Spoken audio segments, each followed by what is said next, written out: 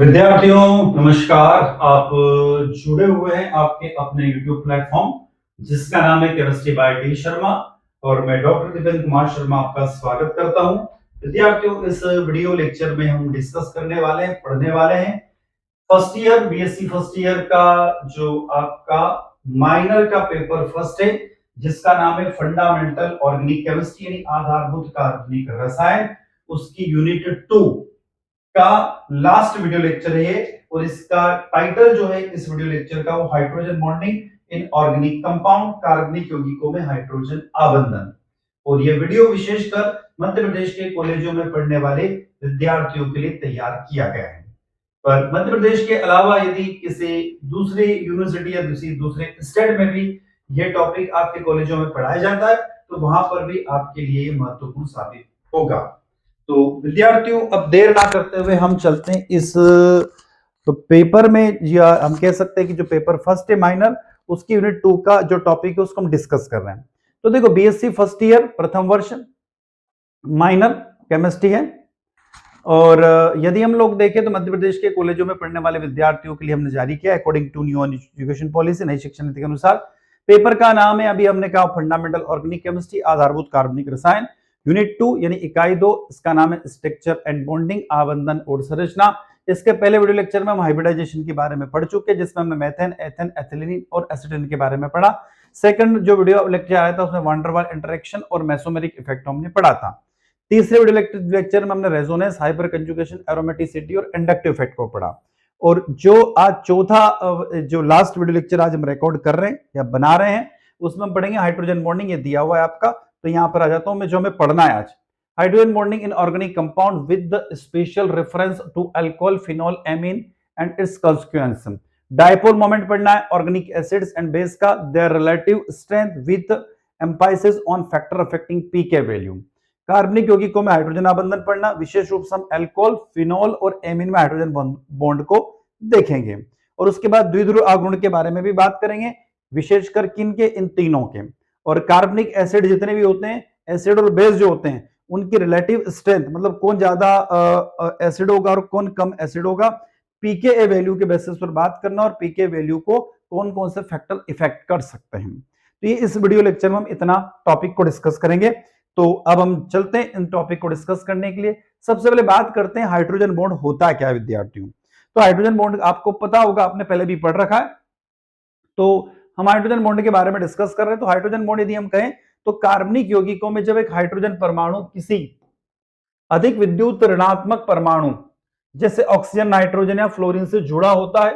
खास बात क्या है, तो यहां पर बात ये बता रहे हम लोग कि जब भी कोई ऑर्गेनिक कंपाउंड जो होता है किसी कार्बनिक मॉलिक्यूल में, हाइड्रोजन जो होता है, हाइड्रोजन किसके साथ बॉन्ड बनाए, तो हाइड्रोजन फ्लोरीन के साथ में, ऑक्सीजन के साथ में या नाइट्रोजन के साथ में डायरेक्ट बॉन्ड बनाकर रहता है, तो वहां पर कौन सा बॉन्ड आज पाया जाता है, हाइड्रोजन बॉन्ड्स होता है।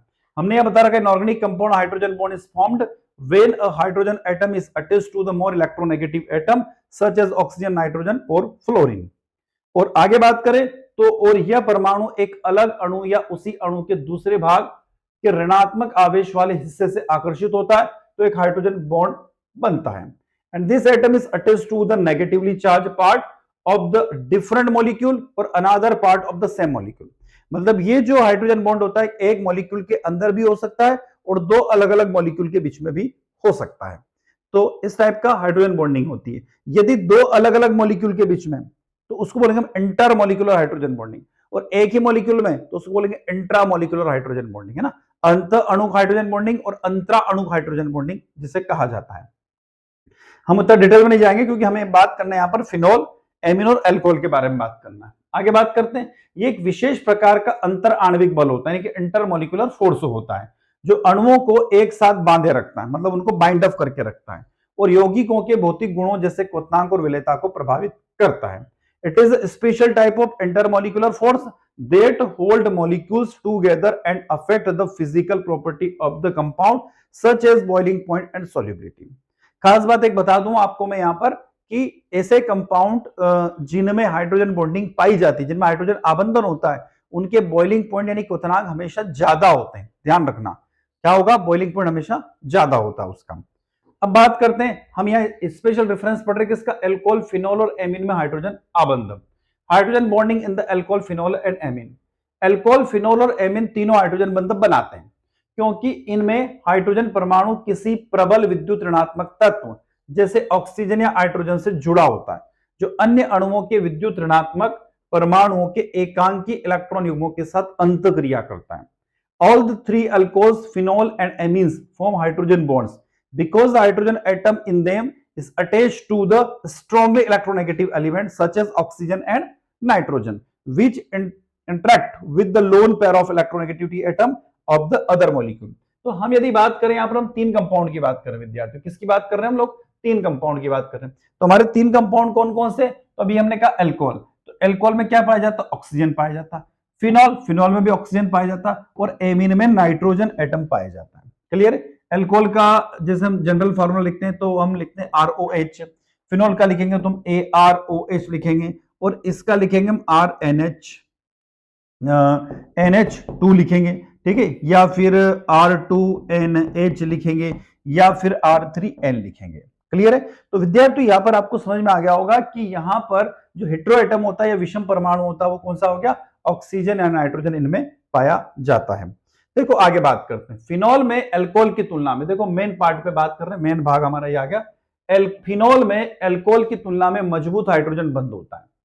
किसमें, फिनॉल में एल्कोहल की तुलना में मजबूत हाइड्रोजन बंध होता है, जबकि एमीन में प्राथमिक और द्वितीयक एमीन हाइड्रोजन बंध बना सकते हैं लेकिन तृतीयक एमीन हाइड्रोजन बॉन्ड नहीं बनाता है।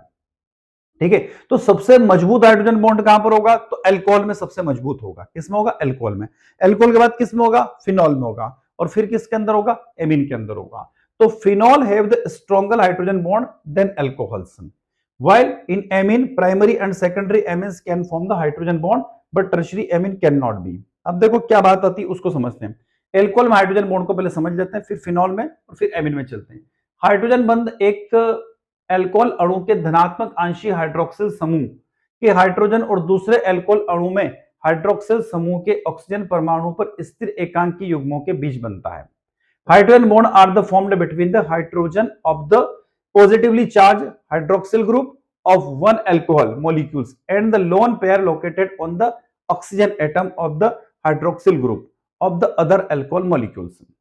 तो देखो यहां पर क्या आ रहा है कि हाइड्रोजन बंध एक एल्कोहल अणु के धनात्मक आंशिक हाइड्रोक्सिल समूह OH के हाइड्रोजन और दूसरे एल्कोहल अणु के हाइड्रोक्सिल समूह के ऑक्सीजन परमाणुओं में एकांकी इलेक्ट्रॉन युग्मों के बीच में बनता है।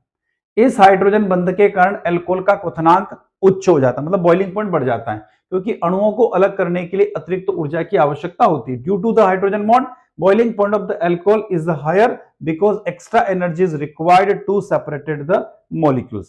अब यहाँ पर एक हमने इसका हाइड्रोजन बॉन्डिंग का एक आपको डायग्राम के थ्रू इसको समझा रखा है। तो देखो हम समझ लेते हैं यहाँ पर क्या हुआ। तो हमारे पास में एक एल्कोहल का मॉलिक्यूल, किसका मॉलिक्यूल है, एल्कोहल का मॉलिक्यूल है। तो हमने क्या किया, देखो ये हमारे पास कार्बन है, इस कार्बन से 3 हाइड्रोजन यहां पर जुड़े हुए हैं। कितने हाइड्रोजन जुड़े हुए, 3। तो ये तो आपका क्या हो गया, CH3 हो गया। क्या हो गया, CH3 हो गया। फिर ये आपका क्या हो गया, CH2 हो गया। ये आपका हो गया CH2।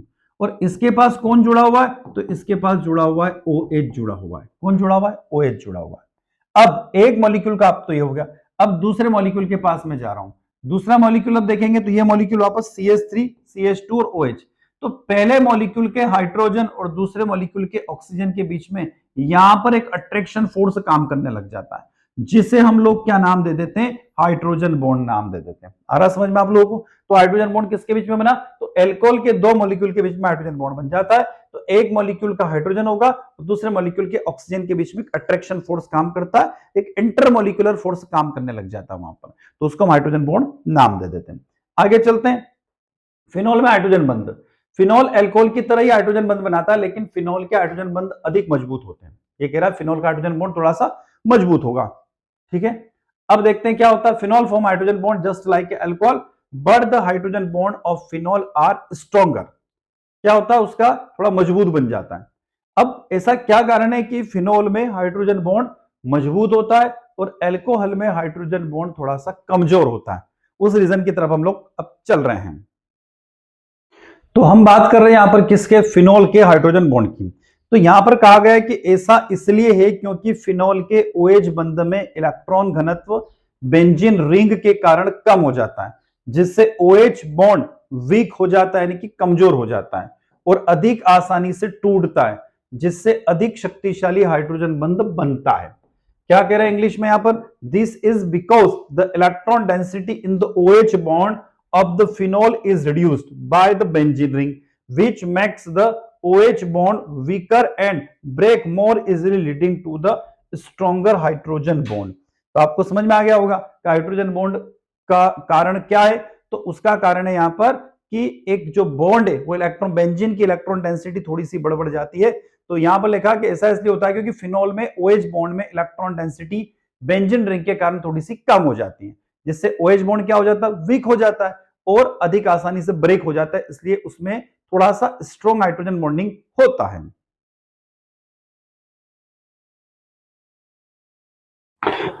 आगे चलते हैं इसमें और थोड़ा और डिटेल में इसको डिस्कस करते हैं। तो यहां पर देखिएगा, ये हाइड्रोजन बॉन्डिंग को हम समझा रहे हैं। तो यहां पर देखेंगे आप, एल्कोहल का एक मॉलिक्यूल ये रहा, सॉरी फिनॉल का एक मॉलिक्यूल आपके पास ये रहा C6H5OH, ठीक, ये OH। तो एक मॉलिक्यूल का हाइड्रोजन, फिर हमने एक और यहां पर किसका मॉलिक्यूल ले लिया? फिनॉल का। यहां पर भी क्या लगा रखा हमने? OH। तो एक मॉलिक्यूल का हाइड्रोजन और दूसरे मॉलिक्यूल के ऑक्सीजन के बीच में यहां पर हम एक बॉन्ड बना रहे। क्या बना रहे? बॉन्ड बना देते हैं। ये बॉन्ड मैंने यहां पर बना दिया। तो ये जो बॉन्ड बनता हुआ दिख रहा है ना, ये बॉन्ड आपका क्या कहलाएगा? हाइड्रोजन बॉन्डिंग कहलाएगा। क्लियर हो गया आपको? तो यहां पर क्या पाया जाता है? हाइड्रोजन बॉन्डिंग अल्कोहल में भी होता है और फिनॉल में भी होता है। अब चलते एमीन में हाइड्रोजन बॉन्ड की बात करते हैं। तो प्राइमरी, सेकेंडरी और टर्शियरी एमीन, यानी प्राथमिक, द्वितीयक और तृतीयक एमीन का तुलना करें तो प्राथमिक और द्वितीयक एमीन में हाइड्रोजन बंध और नाइट्रोजन परमाणु, हाइड्रोजन बंध और नाइट्रोजन परमाणु पर मौजूद एकांक इलेक्ट्रॉनों के बीच में बनता है। In primary and secondary amines hydrogen bonds are formed between the NH bond and the lone pair present on the nitrogen atom. Clear है यहाँ पे आप लोगों को? आगे चलते हैं। हालांकि टर्शरी एमीन यानी कि तृतीयक एमीन में हाइड्रोजन बंधन नहीं बनता है, याद रखिएगा, क्योंकि उनके पास में हाइड्रोजन नाइट्रोजन बंध में हाइड्रोजन परमाणु नहीं पाया जाता। अभी देखते हैं इसका स्ट्रक्चर थोड़ा सा आगे। Hydrogen bonds do not form on tertiary amines as they do not have the hydrogen atom in the hydrogen और नाइट्रोजन बॉन्ड। प्राथमिक और द्वितीयक एमीन तृतीयक एमीन की तुलना में एक मजबूत हाइड्रोजन बंध नेटवर्क बना सकते हैं। Primary and secondary amine can form much stronger hydrogen bond network than the tertiary amine. अब देखो यहां पर हम प्राइमरी, सेकेंडरी और टर्शियरी एमीन का कंपैरिजन कर रहे हैं, तो आपको समझ में आ गया प्राइमरी, सेकेंडरी और टर्शियरी एमीन को मैं हाइड्रोजन बॉन्ड बनाकर बता देता हूं।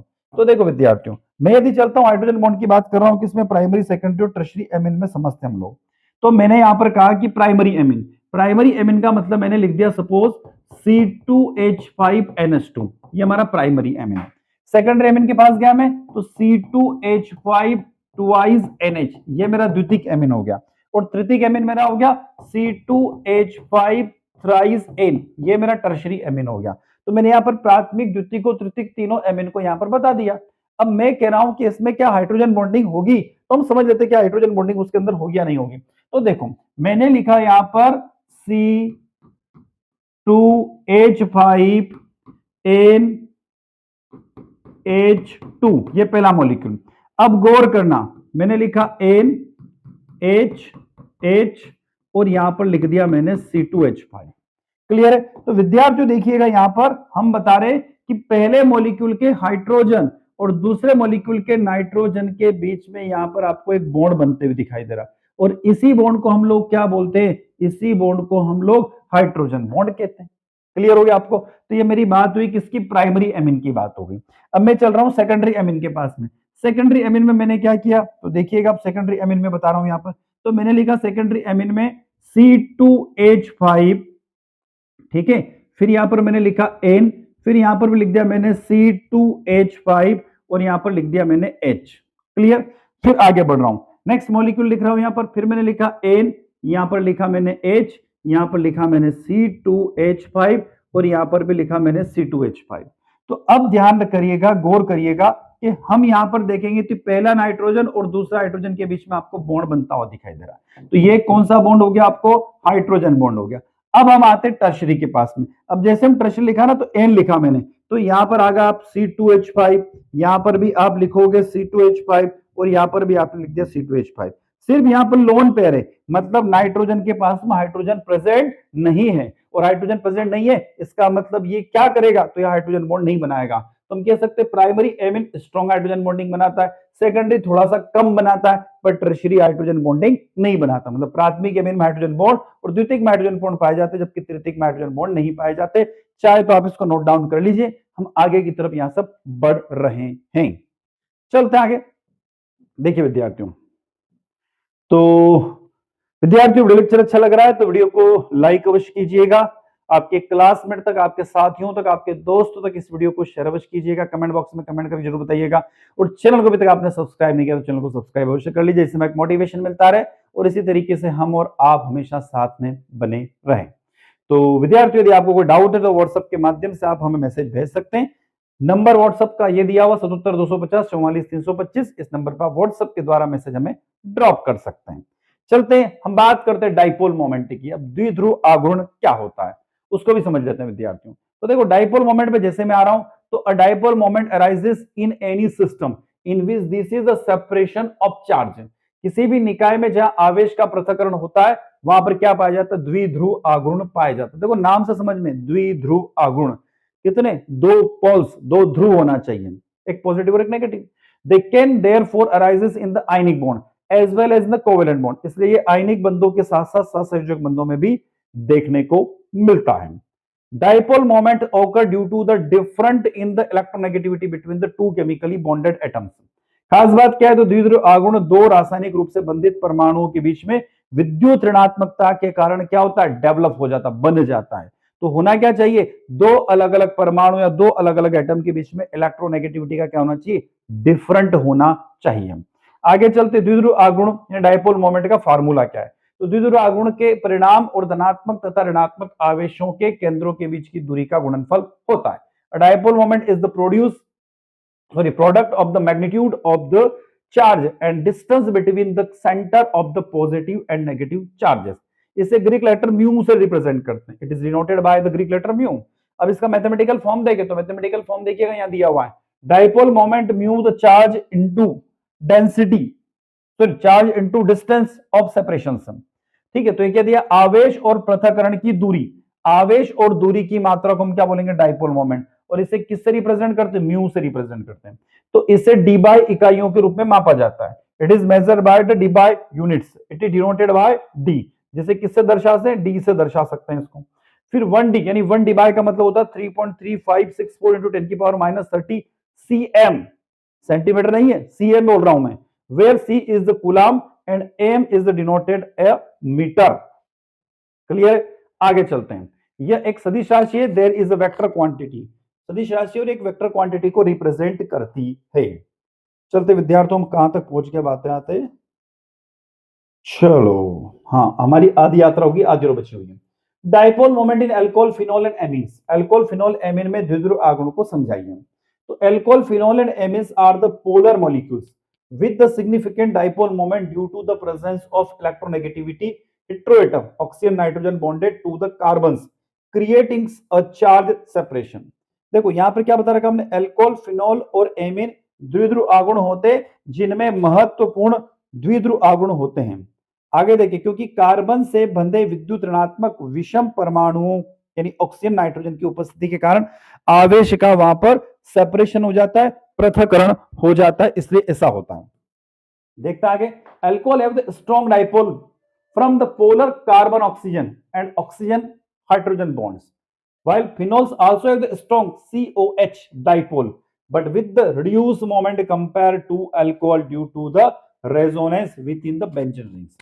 क्या कह रहे हैं हम लोग, अल्कोहल में डाइपोल मोमेंट कार्बन ऑक्सीजन और ऑक्सीजन हाइड्रोजन बंधों से प्रबल द्विध्रुव होते हैं, जबकि फिनॉल में भी प्रबल COH डाइपोल मोमेंट होता है, लेकिन बेंजीन रिंग के भीतर रेजोनेंस के कारण अल्कोहल की तुलना में इनका डाइपोल मोमेंट थोड़ा सा कम हो जाता है। तो कहने का मतलब है कि अल्कोहल का द्विध्रुव आघूर्ण ज्यादा होगा और फिनोल का डाइपोल मोमेंट कम हो जाएगा। अब देखो, amine with their CN and NH bonds are also polar with their dipole moments influenced by the lone pair of electron on the nitrogen atom। आपने कार्बन नाइट्रोजन नाइट्रोजन बंधों के साथ amine भी द्विध्रुव होते हैं और इनके द्विध्रुव आघूर्ण नाइट्रोजन परमाणु के इलेक्ट्रॉनों के लोन पेयर द्वारा प्रभावित होते हैं। अब देखो खास बात ये, मैंने थोड़ा सा कलर चेंज कर रखा हूं, यहां बता रखी। इथाइल अल्कोहल यानी ethanol has a dipole moment about 1.66 to 1.69 dBi, measure at 20 degree centigrade और इन द गैस स्टेट। यानी एथिल अल्कोहल अर्थात एथेनॉल, एथेनॉल का मतलब समझ होंगे आप, मैं बात कर रहा हूं किसकी, C2, मैं बात कर रहा हूं किसकी, C2H5OH की बात कर रहा हूं मैं। तो जब C2H5OH की बात करेंगे तो देखो हम क्या लिख रहे हैं, हम यहां पे लिख रहे हैं CH3CH2OH। तो देखो दो बातें हो रही, एक तो यहां पर डाइपोल मोमेंट होगा किसके कारण, इस OH बॉन्ड के कारण, और एक होगा इस कार्बन और ऑक्सीजन बॉन्ड के कारण। तो यहां पर एक तो यहां पर और एक यहां पर, दो अलग अलग कारण से क्या हो रहा है, डाइपोल मोमेंट हो रहा है। तो हम कह रहे हैं ethyl alcohol is the dipole moment of about 1.66 in 1.69 dBi, measure at 20 degree Celsius और in the gas state. Ethyl alcohol का द्विध्रुव आगुण लगभग 1.66 से 1.69 dBi होता है, जो 20 डिग्री सेंटीग्रेड पर गैस अवस्था में मापा जाता है। आगे देखते हैं, जबकि फिनॉल का द्विध्रुव आगुण लगभग 1.224 dBi होता है, जो कि एथिल अल्कोहल से क्या हो गया, थोड़ा सा कम हो गया, लेस हो गया, डिक्रीज हो गया।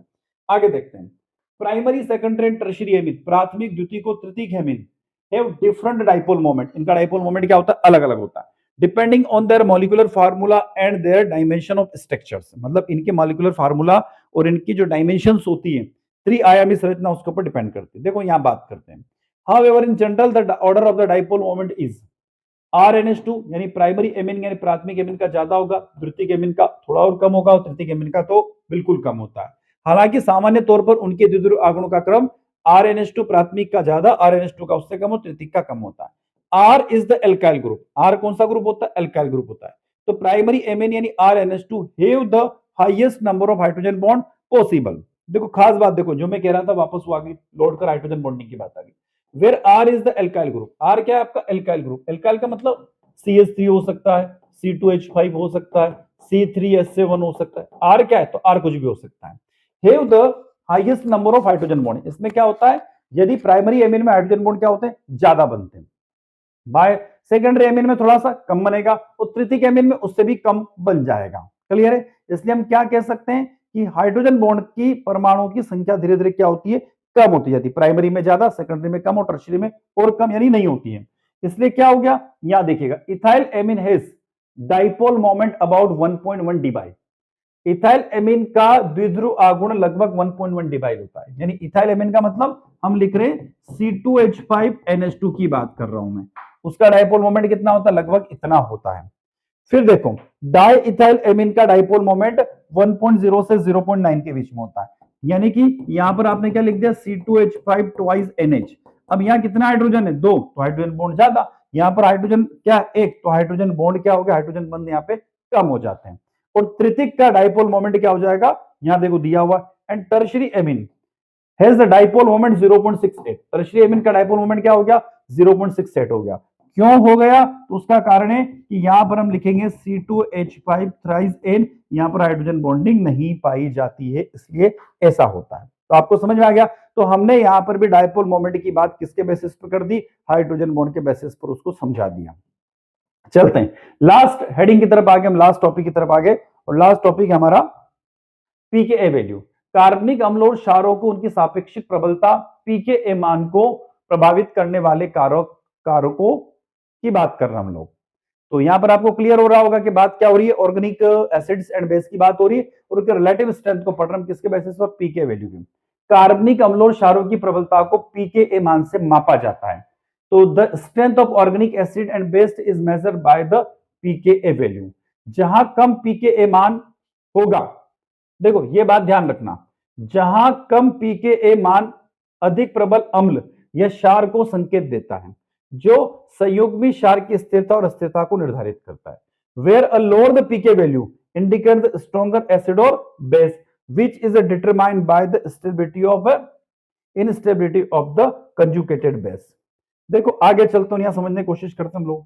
पीकेए को प्रभावित करने वाले मुख्य कारकों में संयुग्मी क्षार की स्थिरता, अणु की ध्रुवीयता, प्रेरणिक प्रभाव को प्रभावित, प्रेरणिक प्रभाव इलेक्ट्रॉन घनत्व, प्रेरणिक प्रभाव इलेक्ट्रॉन घनत्व को प्रभावित करने वाले कारक, अनुनाद प्रभाव यानी इलेक्ट्रॉन घनत्व को स्थिरता करने वाले अनुनाद, और sp संकरणी परमाणुओं का संकरण है। यानी कि the main factor affecting pKa are the stability of their conjugated base, the polarity of the molecules, inductive effect, ठीक है, उसके बाद रेजोनेंस और उसके बाद हाइब्रिडाइजेशन। ये तीन मुख्य रूप से कारण है।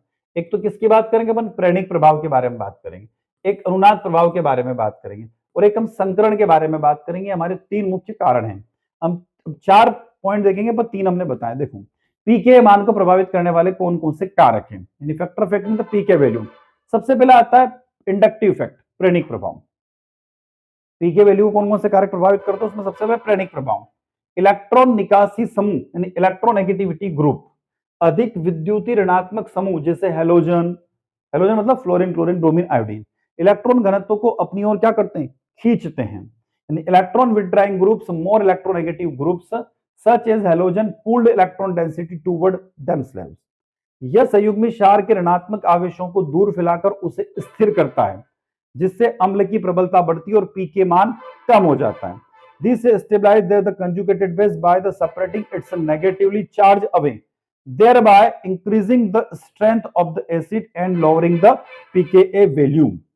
अब बात करते हैं डिस्टेंस इफेक्ट। किसकी बात करें, दूरी का प्रभाव। तो देखो, फैक्टर अफेक्टिंग में पहला तो हमने किसकी बात कर ली, प्रेरणिक प्रभाव के बारे में बात कर ली। तो यहाँ आपको क्लियर हो गया होगा, ये हमने इंडक्टिव इफेक्ट देखा। अब आ गया हूं मैं दूरी का प्रभाव, चाहे तो आप स्क्रीनशॉट ले सकते हो, ठीक है। ये प्रेरणिक प्रभाव के बारे में बात होगी। अब दूरी का प्रभाव, डिस्टेंस इफेक्ट।